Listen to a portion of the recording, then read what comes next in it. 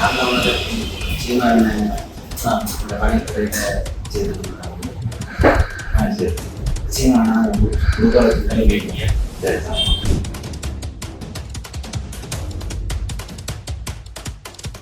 சீமான் அவர்கள் இலங்கைக்கு வருவதற்காக தமிழ விடுதலை புலிகளுக்கு வேண்டுகோள் அவரை நான் தான் தமிழ்நாட்டிலிருந்து விமானம் செல்ல வேண்டாம் வந்து பெங்களூர் விமானம் இலங்கைக்கு வந்து இங்கே தலைவர் பிரபாகரன் பல புகைப்படங்கள் எடுத்துக்கொண்டு திரும்பியவர். எனக்கு சிறுநீரகங்கள் இரண்டும் பழுதடைந்து ஒரு மாற்று சிறுநீரக சத்திர சிகிச்சை உட்படுத்தப்பட வேண்டும், இல்லாவிட்டால் உயிருக்கு ஆபத்து என்று வைத்தியர்கள் கூறியிருக்கிறார்கள். இந்த வைத்திய சத்திர சிகிச்சைக்கு இணைய வைத்திய செலவழுக்குமாக சுமார் 70 லட்சம் ரூபாய் தேவைப்படுகிறது. என்னை பொறுத்தவரை என்னுடைய உயிர் மிஞ்சி இருப்பதே இனத்துடைய விடுதலை போராட்டத்துக்கு தான். எனக்கு வேறு எந்த விதமான நிகழ்ச்சி நிகழவில்லை. ஆகவே அதற்கு உங்களுடைய ஆதரவையும் பொன்னான பங்களிப்பையும் அவளோடு எதிர்பார்த்து காத்திருக்கின்றேன்.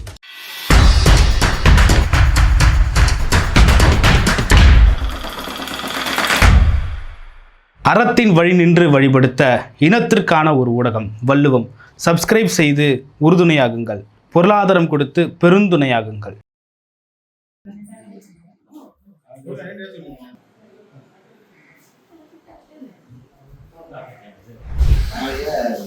நாங்கள் வந்து சீமான இந்த வணிகத்தை செய்திருக்கிறாங்க. சரி சீமானா உருவாக்கி கேட்டீங்க. சரி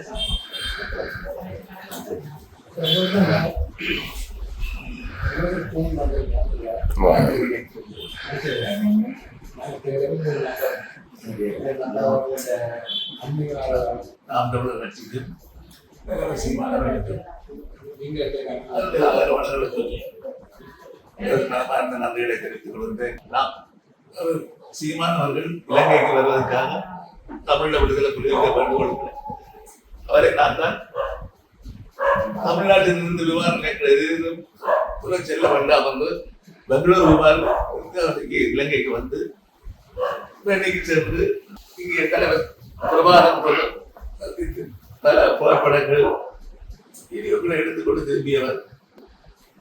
ஆக இந்த மாதிரியான ஒரு உணர்ச்சிகரமான கட்சியை ஆரம்பித்த பொழுது தூத்துக்குடியிலே அந்த நிகழ்ச்சியிலே நான் கலந்து கொண்டு பொதுமக்களாக இருந்த பொழுது என்னை மேடைக்கு அழைத்து மேடையிலே வரவைத்து நீங்கள் பொதுமக்கள் இருக்கிறீர்கள் சொன்னார். அது எனக்கு இந்தியாவுக்கு 10 ஆண்டுகள் வருவதற்கான தடையை விதித்தார். 10 ஆண்டுகள் தான் இந்தியாவுக்கு நுழைய முடியாமல் இருந்தால் இப்பொழுதுதான் தடை நடத்தப்பட்டது. அவை என்ற பெரும் சூரியன் காரணமாக முடிவுகளை நான் கூடிய விரைவிலே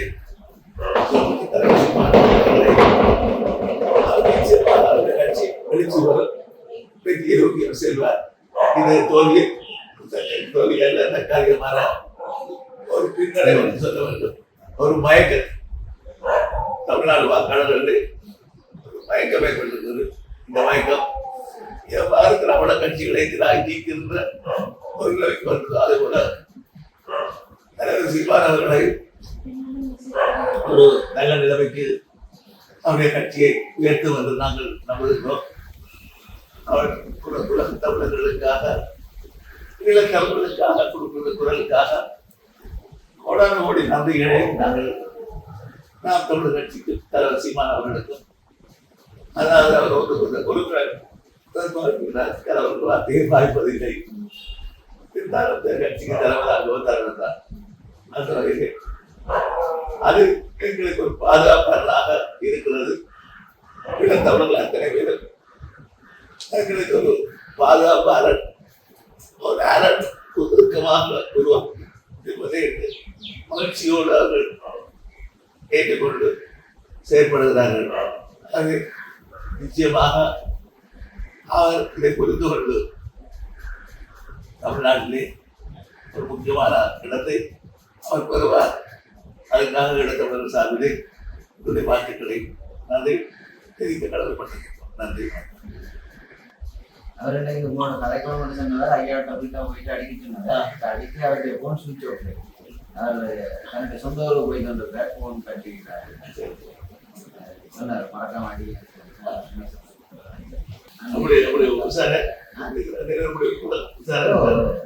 அவர் அந்த அவர் வென்ற வரை இலக்கு கொண்டு அந்த உறுதியினருக்கு அப்படின்னு இந்த தேர்தலுக்கு மட்டும் இல்லாமல் இப்ப அடுத்த மாதத்திலிருந்து களப்பணியில் இறங்கப்படுற ஒரு மாவட்டம் கட்டணங்களை செயல்படுத்துறதுக்கான வேலையை செய்யப்படும். நீங்கள ஒரு பெரிய வரம் ஐயா. தலைவருடைய உள்ளிருந்தார் காவலப்பட்டது நாணயன்றது அதுக்கு நீங்கள் ஒரு ஆள் தான் மெட்டாவில் சொல்றதுக்கு இதே இல்லை. நீங்கள் ஆரோக்கியமா இருக்கணும். இன்னும் இந்த இனத்துக்கு தேவை நீங்கள், அதுதான் முக்கியம். ஆரோக்கியமா இருக்கணும். என்ன தன நேரம் கதைச்சு உங்களோட உடம்பை இன்னும் கிடைக்க விரும்பல, பத்திரமா இருக்கும். நீங்க மீண்டு வரணும், மீண்டு வருவீங்க. நன்றி.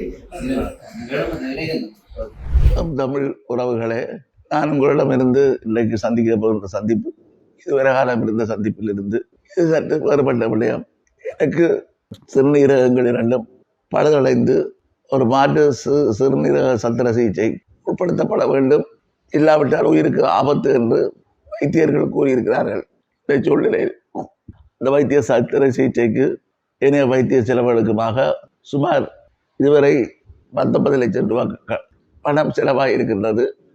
பல்வேறு விதமான பரிசோதனைகள் அந்த சிறுநீரகத்தை கொடுப்பவருக்கும் வாங்குகின்ற எனக்கும் பொருந்த வேண்டும். பல மாதங்களாக பல்வேறு விதமான சோதனைகளுக்காக சுமார் 19 லட்சம் கொண்டிருக்கிறேன். இன்னமும் அந்த சத்திர சிகிச்சை ஏனைய செலவுகளுக்காக சுமார் 70 லட்சம் ரூபாய் தேவைப்படுகிறது.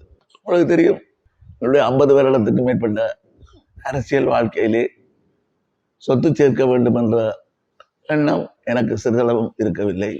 2 தடவைகள் பாராளுமன்ற உறுப்பினராகவும் 1 தடவை மாகாண சபை உறுப்பினராகவும் இப்போ 2வது தடவையும் நகரசபை தலைவராகவும் இருந்து கொண்டு தேர்தல் திணைக்களத்தினுடைய ஆணையாளர் தேர்தலில் போட்டியிடுபவர்கள் சொத்து பிராண்டங்களை கொடுத்த பொழுது அது மூடிய சில்லில் கடித உரையிலே தர வேண்டும், நீங்களே திறந்த அறிவிலே தந்திருக்கிறீர்கள் என்று மஹிந்த தேசப்பிரிய அவர்கள் சொன்ன பொழுது அவருக்கு நான் சொன்னேன், இல்லை இதிலே திறந்த புத்தகம், நீங்கள் இதிலே பார்க்கலாம், பார்க்கலாம் என்று பார்த்து விட்டு தலையிலே கை வைத்தார். 2 தடவைகளில் பாராளுமன்றமாக இருந்து, மாகாண சபை உறுப்பினராக இருந்து, நகரசபை தலைவராக இருந்தேன். இருந்தவர் இப்பொழுது ஜனாதிபதி தேர்தல் வேட்பாளராக போட்டியிடுகின்ற நீங்கள் உங்களுடைய சொத்தை காட்டினால் தெற்கிலே இருப்பவர்கள் பிரமிக்க வேண்டும். ஒரு சொந்த வீடு இல்லை, அதே போல சொந்த வாகனம் இல்லை, எந்த விதமான சொத்துக்களும் இல்லாத ஒரு சூழ்நிலையிலே மக்களுக்காக சேவையாற்றுகின்றீர்கள் என்று குறிப்பிட்டதை நான் இங்கு சொல்ல வேண்டும். அவை இவ்வாறான சூழ்நிலையிலே இவ்வளவு பெரிய பெருந்தொகையை என்னுடைய உறவினர்களோ நண்பர்களோ தனித்து செலவழிப்பதிலே சேர்ப்பதிலே சிரமங்கள் இருக்கின்றன. ஆகவேதான் அது ஒரு திறந்த புத்தகம் போல திறந்த ஒரு அழைப்பை நான் விடுகின்றேன். இப்பொழுது கூட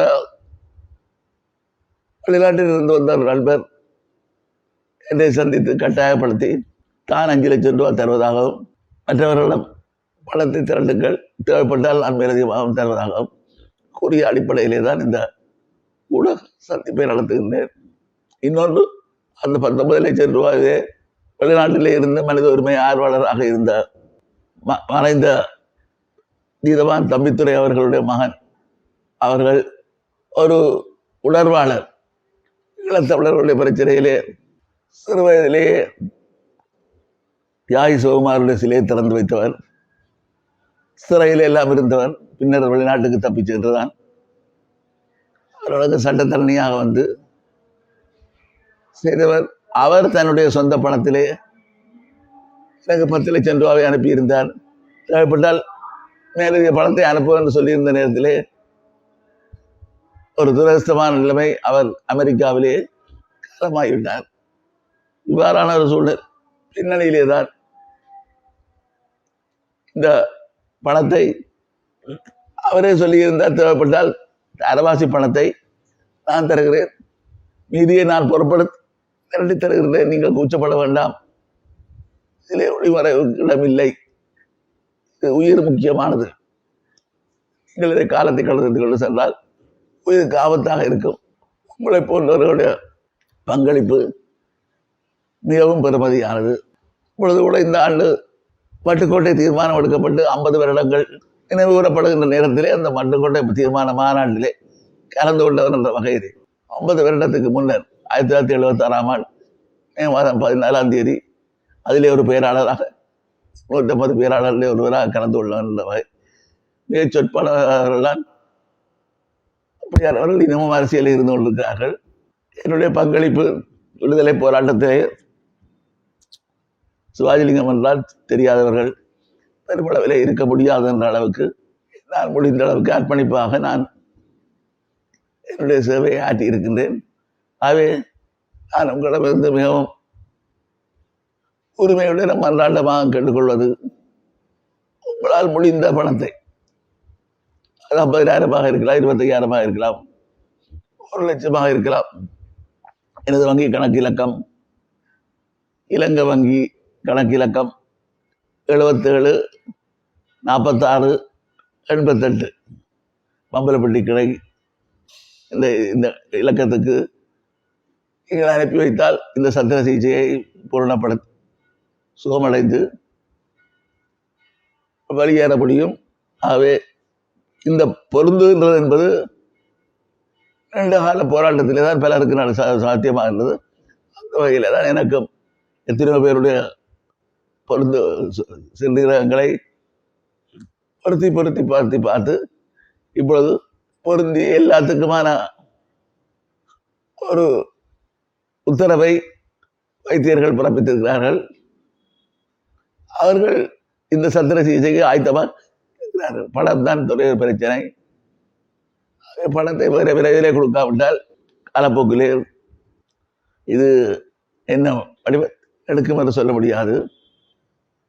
ஆகவே நீங்கள் உங்கள் எல்லாருடைய அன்பானவர்களை நான் பார்த்து கேட்பது, உங்களால் முடிந்ததை இதை அனுப்பி வைப்பீர்களாக இருந்தால் நான் மிகவும் நன்றியுடையவனாக இருப்பேன்.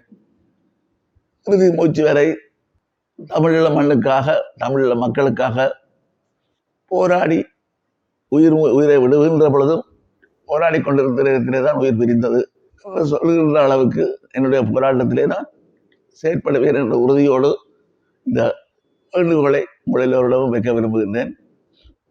இதிலே இப்பொழுது கடந்த 2 மாதங்களாக ஒரு மன போராட்டத்தின் சந்தியிலே தான் இவ்வாறு பொதுவை விட முடியுமா, பணத்தை திரட்ட முடியுமா, இது நல்லா இருக்குமா இல்லையா என்று வழிகளை யோசித்தும் எதுவும் சாத்தியமில்லாத சூழ்நிலையிலே தான் இந்த முடிவை யோசனையை ஏற்றுக்கொண்டு வந்து அந்த வகையிலே விமர்சனங்கள் பலரெல்லாம் போகலாம்.